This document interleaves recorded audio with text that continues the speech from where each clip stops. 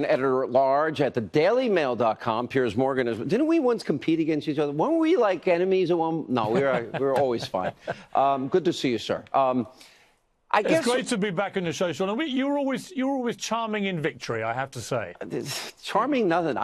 It was never personal. There's 100,000 other channels. I'm trying to compete against all of them. You say Mueller's team is panicking and fishing. I agree with you. I don't think they've ever found anything related to collusion, and they just keep springing off into these other, well, he fired Comey. He has an absolute right to fire James Comey. And it's actually scary in terms of what I believe is a fishing expedition, and I think you agree with that. I do, and actually, I find it extraordinary that James Comey, a former boss of the FBI, is able to write a sort of tell-all book right in the middle of the Mueller investigation. I mean, this wouldn't happen in many other countries, Sean, that you wouldn't be allowed to do this, peddling all sorts of lurid and ridiculous details to the world.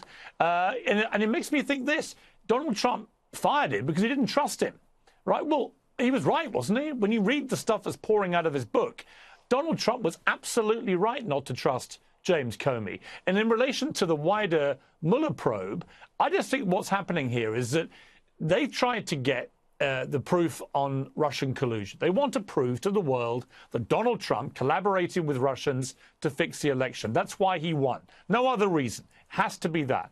And so far, they have singularly failed to establish that. So now they're moving the goalposts. Now they're moving to stuff about his private life with alleged allegations involving women going back more than 10, 15 years.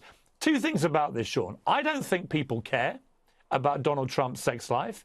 I don't think it's on the same scale of misdemeanor, even if it happened, to what we saw happen with a Democratic President, Bill Clinton, who, let's not remind ourselves, had sexual relations with a young intern in the Oval Office while he was president.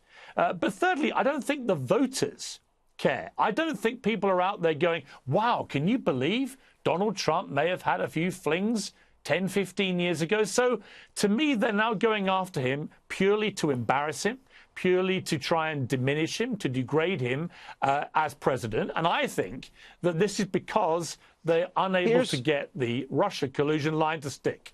So NBC News, supposed to be, you know, a trusted news organization, they're actually saying tonight that Robert Mueller is going to report on at least 4 findings of Trump and obstruction of justice. Here's what it is. 1, the intent to fire Mueller. Not that he fired him, that he had a thought. It's like, oh, okay, we're going to punish his thought. The second one is, oh, did he craft a statement about the meeting in Trump Tower or have anything to say? Did he talk of pardoning witnesses? The power of pardon, as you know, Piers, is absolute for a U.S. president. And fourth, pressuring Jeff Sessions not to recuse himself. He didn't have time because Jeff Sessions didn't tell him he was recusing himself, and he recused himself the day after he was confirmed. So I'm listening to this is what represents news. You live in Great Britain. I love tabloid news. You guys are great at it. We have pretty good tabloid news at New York. This is such garbage. And yet I think... Well, it is, Sean. Yeah. Yeah, it is. And what you just played there from Joy Behar, let's just remind ourselves what she has just said on a mainstream show to America.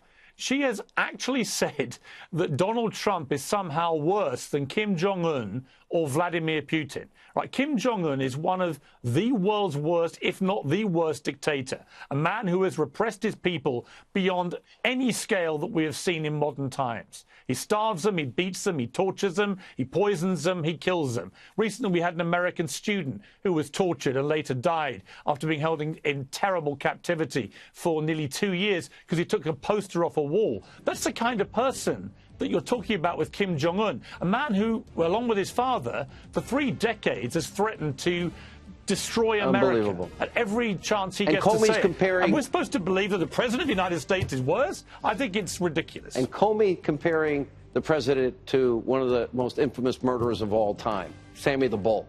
All right, Piers, great to see you. Thank you for being with us.